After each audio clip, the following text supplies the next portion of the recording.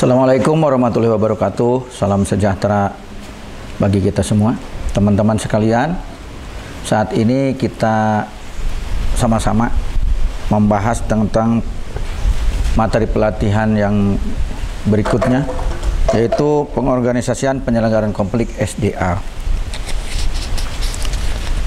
Teman-teman sekalian, di dalam materi ini meliputi 6 pokok bahasan. 6 pokok bahasan. Yang pertama adalah terkait dengan penentuan tim pemetaan objek konflik, penentuan tim sejarah konflik, kemudian penentuan tim basis klaim. Berikutnya adalah penentuan tim para pihak atau aktor.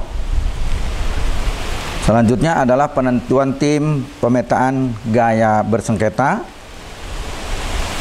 Yang terakhir adalah penentuan tim penyelesaian konflik non litigasi maupun non litigasi.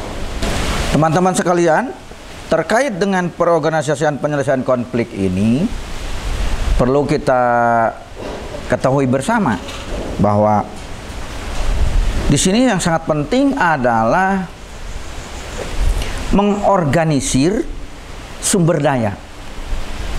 Jadi pengorganisasian di sini adalah mengorganisir sumber daya, begitu.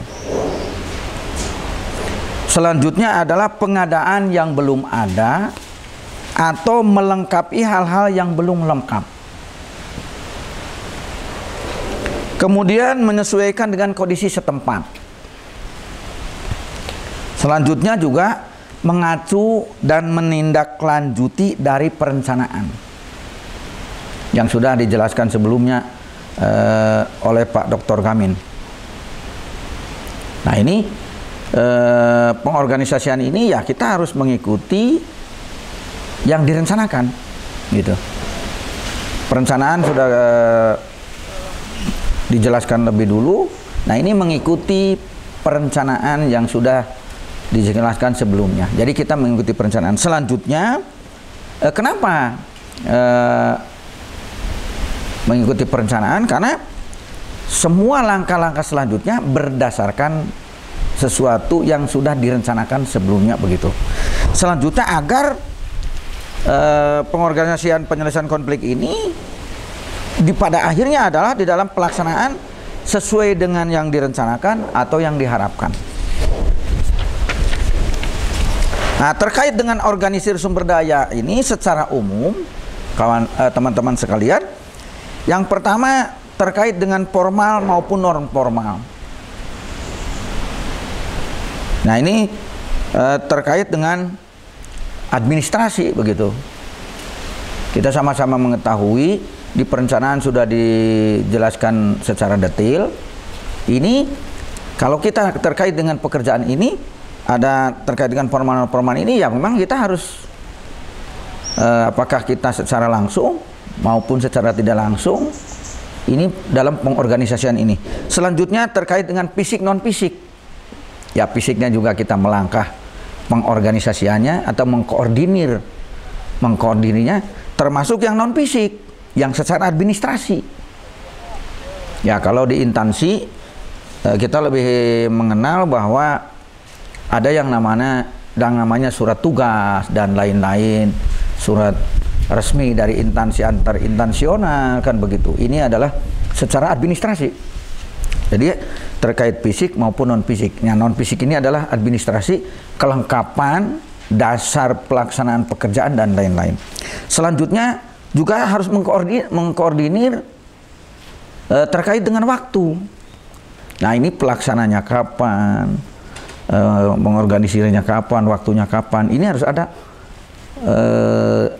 skenario atau penjadwalan. Ini perlu.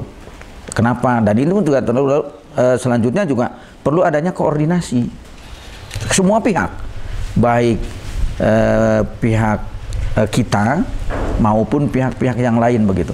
Semua yang ada keterkaitannya dengan pengorganisasian. Karena ini pengorganisasian namanya mengkoordinir, mengorganisasikan, begitu. Kemudian juga memperhatikan situasi dan kondisi atau sikon. Nah, ini memperhatikan kondisi yang ada, sumber daya yang ada. Nah, ini terkait dengan, nah pada kesempatan ini kita adalah meningkatkan kompetensi. Sehingga dari kita semua, termasuk teman-teman, nanti berikutnya sudah kompeten di dalam mengorganisir sumber daya tersebut.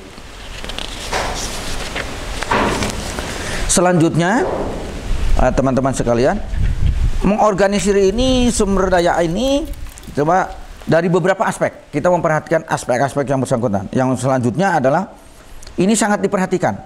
Tolong diperhatikan betul. Yang pertama, mengorganisir sumber daya manusia. Jadi sebelum melangkah mengorganisir yang lain, ini diutamakan adalah mengorganisir sumber daya manusianya. Karena ini adalah yang akan melaksanakan nanti. Siapa mengerjakan apa dan mengerjakan sesuai tupoksinya. Nah ini, jadi kita nanti jelas dari masing-masing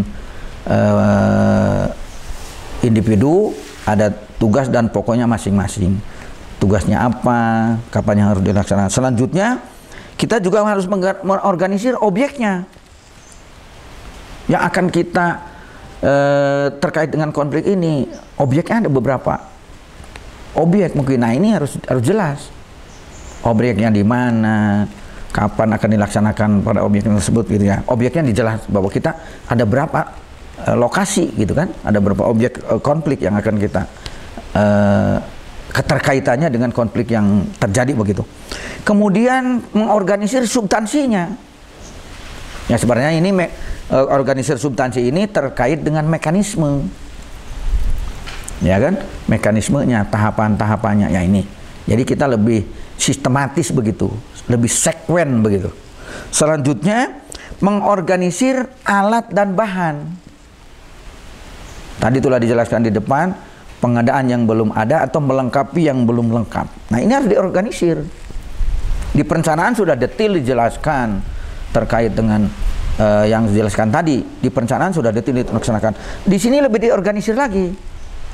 Dan ini istilahnya kalau udah tahap organisir ini langkah nyata begitu. Udah langsung satu tahapan berikutnya setelah perencanaan kita pengorganisasian. Memang ya kita harus melangkah. Jadi terkait dengan alat bahannya yang sudah direncanakan yang sudah tertuang di dalam perencanaan, yaitu perlu diadakan begitu. Yang belum ada dan sebagainya ini harus, yang belum lengkap dilengkapi begitu. Nah ini langkah nyata berikutnya. Selanjutnya juga disiapkan faktor-faktor pendukung. Ya kita analisa juga apa-apa saja yang belum lengkap terkait dengan misalkan dari mulai SDM-nya, keterkaitan dengan objeknya, terkait dengan substansinya, terkait dengan alat dan bahannya. Nah ini faktor-faktor pendukung juga perlu disiapkan. Nah istilahnya hal-hal yang terduga ini perlu disiapkan begitu. Perlu diorganisir juga begitu.